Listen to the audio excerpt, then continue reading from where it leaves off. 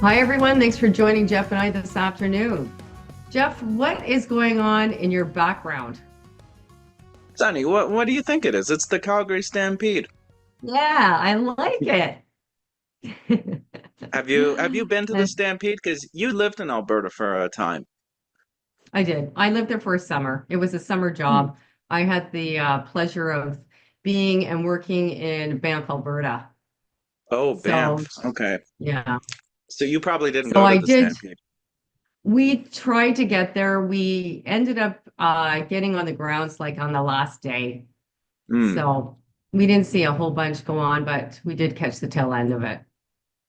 Yeah, and Yeah. remember that time we were chatting with our company's lawyer, and he practiced law in Alberta for a while.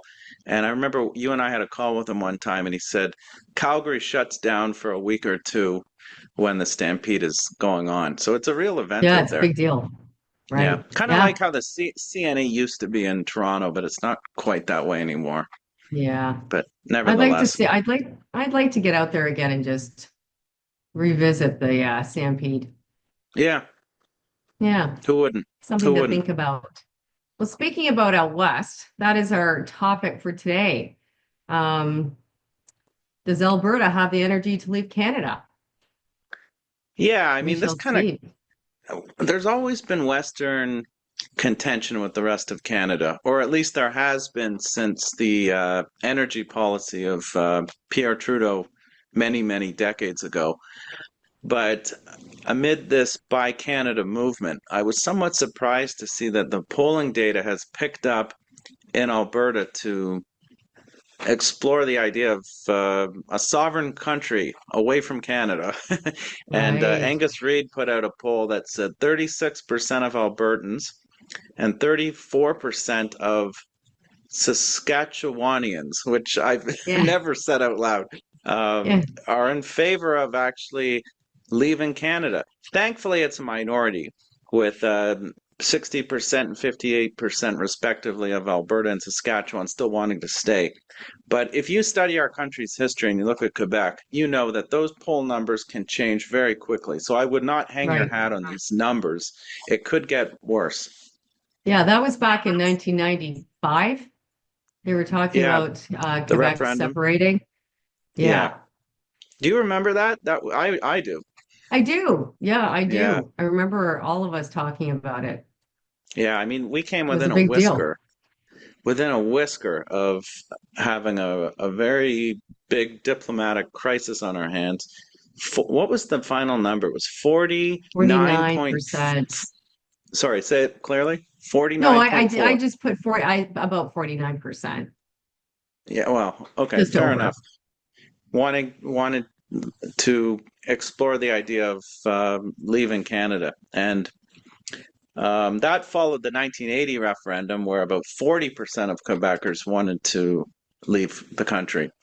So Yeah. we've been through. It wasn't our first. This is not our first rodeo, Right. but it's very important for us as investors because if you look at that referendum in 1995, leading up to the vote in October, the Toronto Stock Exchange dropped about 3.3% that month before, Hmm. and the loonie fell 2.6%.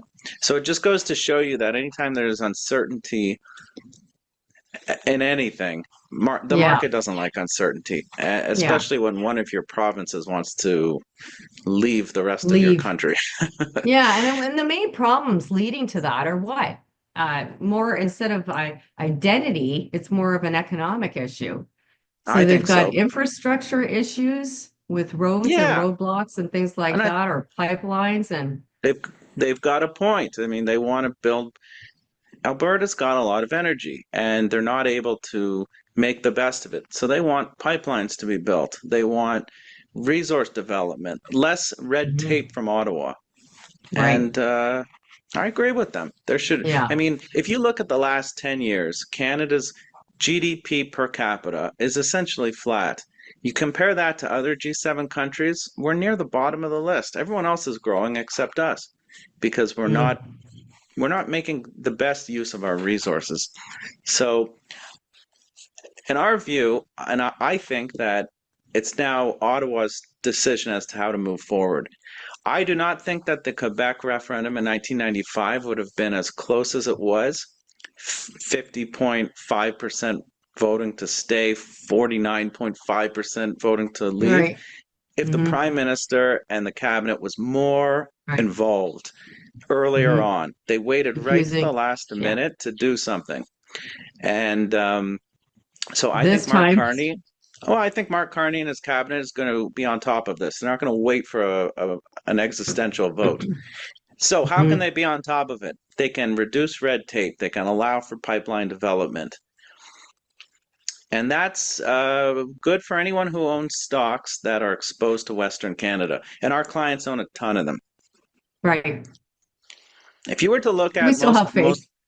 yeah, but if you were to look at most of our client portfolios and say, provide a critical analysis of where things could go wrong, you would say your clients have too much exposure to Western Canada.